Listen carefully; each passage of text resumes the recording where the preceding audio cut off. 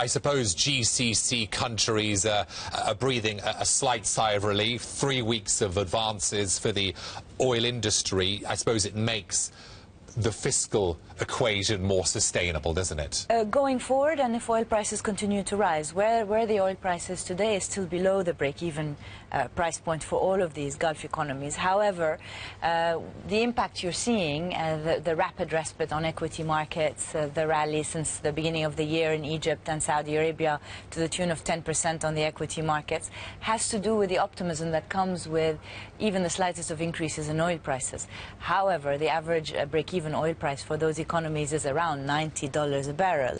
What is buttressing confidence is the level of savings. So, for example, in Saudi Arabia, the government reserve account at the central bank, that's separate from the foreign reserves at the central bank, can sustain the country for about 5 years of the same deficit as this year.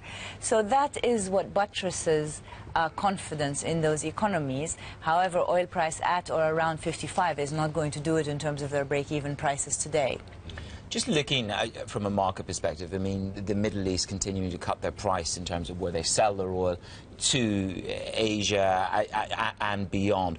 But the stock market is one of the best performing this year around the globe. It's up 7%. I mean, Saudi is setting themselves up to counterbalance the oil issue with issuing equity, which is in Saudi PLC. This is a huge step forward to bolster the economy, isn't it? Yes, absolutely. I mean, Saudi Arabia eventually has the potential of becoming a new benchmark for EMEA, and it's a large economy, certainly the largest in the Arab world, multiples of many of all the rest.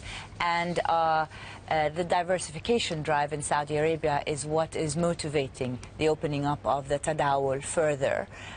It is because the kingdom wants alternative sources of investment coming into the economy in terms of both FDI and portfolio flows. And obviously the portfolio flow piece is essential to further opening of the Tadawul to foreign investors. I would have thought, at a very basic level, that the weaker oil price, Florence, compared to last year, would have been damaging for the economies of Middle East and North Africa. But looking at your forecast, or forecast contained in your notes, for 2015, GDP seen at 3.2%. That's higher than 2014. Do we overestimate the role of the GCC countries, or what the weakness of the oil price does to the GCC countries? What's happening here? What we look at that, first of all, this factors in a recovery in the oil price from the very lows we saw, but also we're looking at the fiscal expenditure pipeline of these economies. If you look at oil growth in Saudi Arabia in 2014 versus the non-oil economy growth, the non-oil economy growth was roughly double that of the oil economy growth. Obviously, that was because of the gradual decline in the price of oil, but also because the real difference in growth in those economies is now coming out of the non-oil sectors, and that is part of the diversification drive. It's a good thing. Now, will this be sustainable if oil prices continue to hover around I don't know, the $48–50 price range? It would be difficult. Because it's a virtuous circle created in those economies by oil. They're not yet on their own 2 feet with respect to a non-oil economy.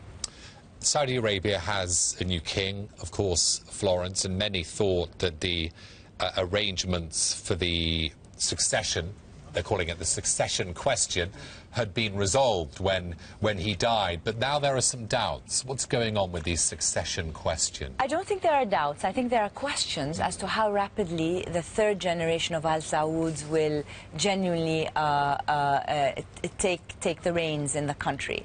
And so it's quite interesting, for example, that Mohammed bin Nayef has been named second deputy prime minister, meaning second in command and second in line to the throne after Prince Moghren and after King Salman.